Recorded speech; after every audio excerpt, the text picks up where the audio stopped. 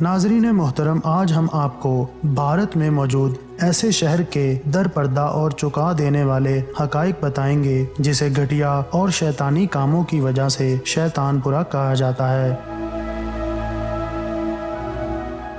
شیطان پورہ کی اصل حقیقت سے پردہ اٹھانے سے قبل نئے آنے والے معزز ناظرین سے گزارش ہے کہ وہ یوٹیوب کے اس منفرد چینل کو سبسکرائب کرتے ہوئے ساتھ موجودہ نہ بجنے والی گھنٹی کی علامت کو دبا دیں تاکہ علمی، ادبی اور تاریخی ویڈیوز کے نوٹیفیکیشن آپ کو بروقت ملتے رہیں۔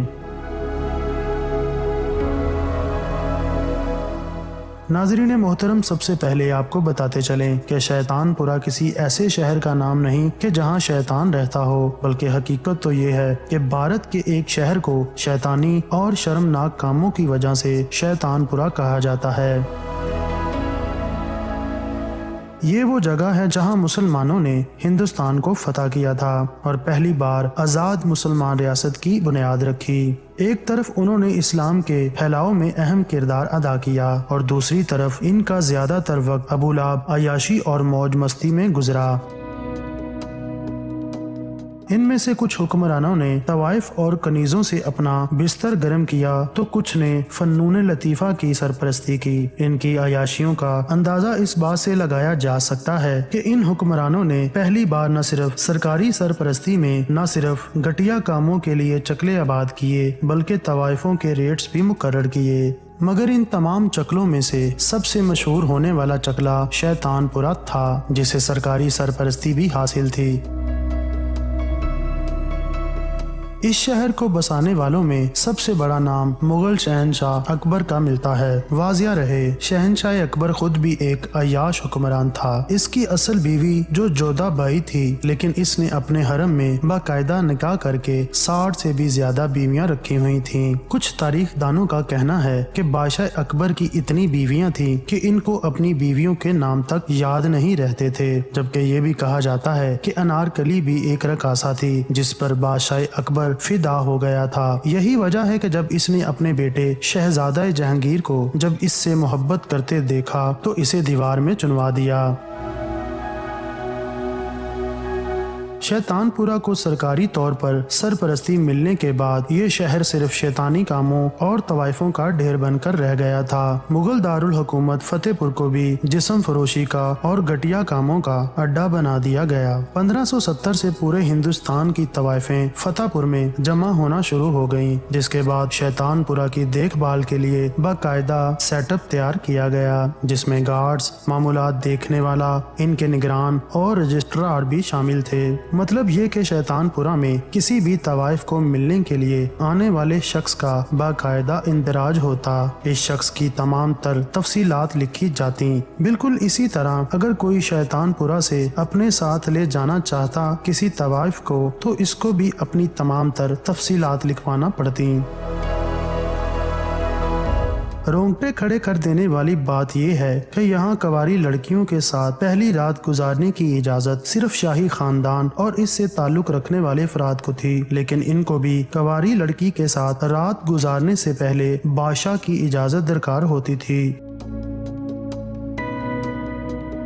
ناظرین، اس شہر میں نشے اور عورتوں کی وجہ سے لڑائیاں ہونا ایک عام سی بات ہو گئی تھی، یہاں تک کہ لوگ عورت کے چکر میں ایک دوسرے کا قتل بھی کر دیتے تھے۔ اکثر ایسے لوگوں کو پکڑ کر سزا بھی دی جاتی مگر ان کی جگہ دوسرے لے لیتے۔ کہا جاتا ہے کہ روزمرہ کے جھگڑوں سے تنگ آ کر اپنے ہی کچھ ناپسندیدہ درباریوں کو سزا دینے کا بہانہ ڈھونڈنے کے لیے بادشاہ نے ایک چال چلی۔ چال یہ تھی کہ بادشاہ نے کچھ انتہا کی خوبصورت طوائف کو اپنے درباریوں کے پاس بھیجنے سے پہلے حلف لیا کہ وہ بادشاہ کو بتائیں گی کہ ان کے ساتھ پہلی رات کس درباری نے گزاری ہے۔ عاملوں کو اس بات کا پتہ چلا تو انہوں نے طوائفوں کو رشوت دے کر اس بات پر راضی کر لیا کہ وہ ان کے حریف درباریوں کے نام بادشاہ کو بتائیں گی۔ انہوں نے ایسا اس لیے کیا کیونکہ درباریوں میں ان کا سب سے بڑا حریف اور نشانہ صرف ایک شخص تھا جس کا نام بیربل تھا۔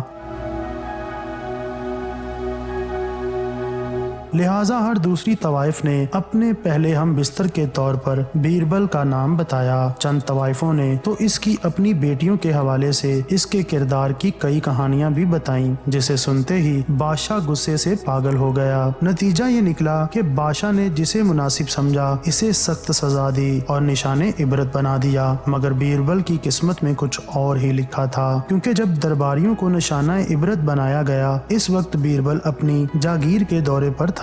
यूं ये बादशाह की जानलेवा सजा से बच निकला।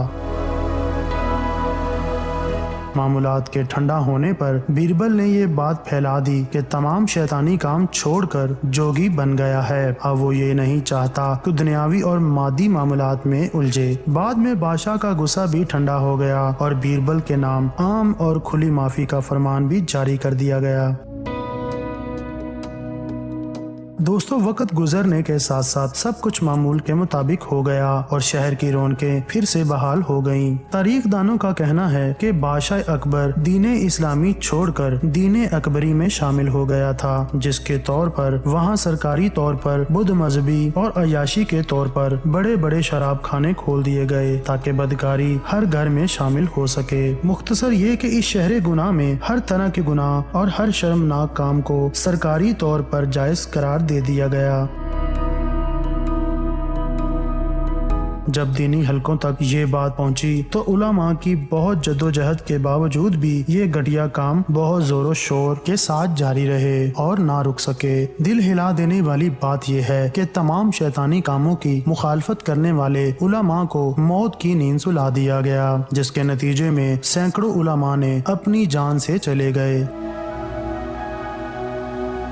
याद रहे, पूरे हिंदुस्तान में शैतानपुरा के चूहे सबसे ज्यादा मशहूर थे, क्योंकि इन चूहों ने तवाइफों के क्वार्टर में घर कर लिया था, जिसके नतीजे में बहुत से गैर मुतमईन गाहकों की शिकायत बढ़ गईं। तवाइफों के गाहकों की शिकायत भी दुरुस्त थीं, क्योंकि जब वो अपने काम में मशगूल होते तो चूहे इनको आकर तंग करते। बहरहाल तवाइफों ने इस मसले के हल के लिए हर जुमेरात को मिठाइयाँ रखने की मन्नत मानी और अपनी चाल को कामयाब बनाने के लिए इन मिठाइयों पर अफयूम भी छिड़कना शुरू कर दी, जिनके बाद चूहों ने गाहकों और तवाइफों को तंग करना छोड़ दिया। नतीजे के तौर पर तवाइफों के गाहकों में मजीद इजाफा हो गया।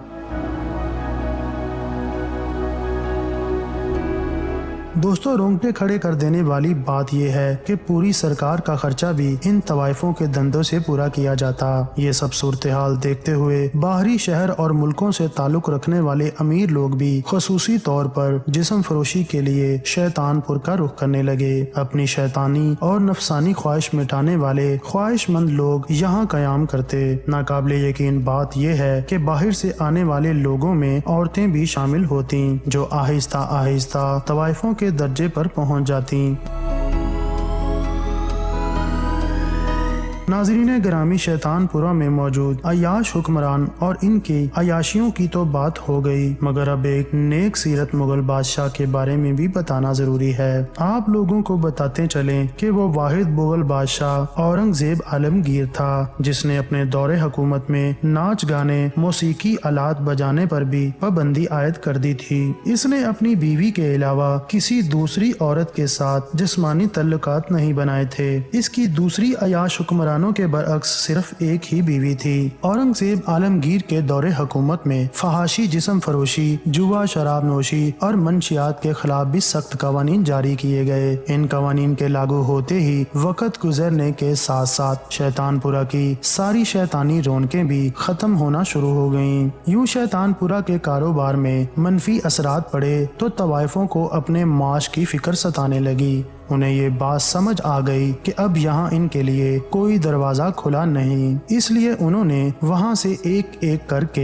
हिजरत कर ली। तवाइफों के चले जाने के बाद लोगों ने भी वहाँ से हिजरत कर ली। इस तरह रफ्ता रफ्ता शैतानपुरा खंडरात में तब्दील हो गया।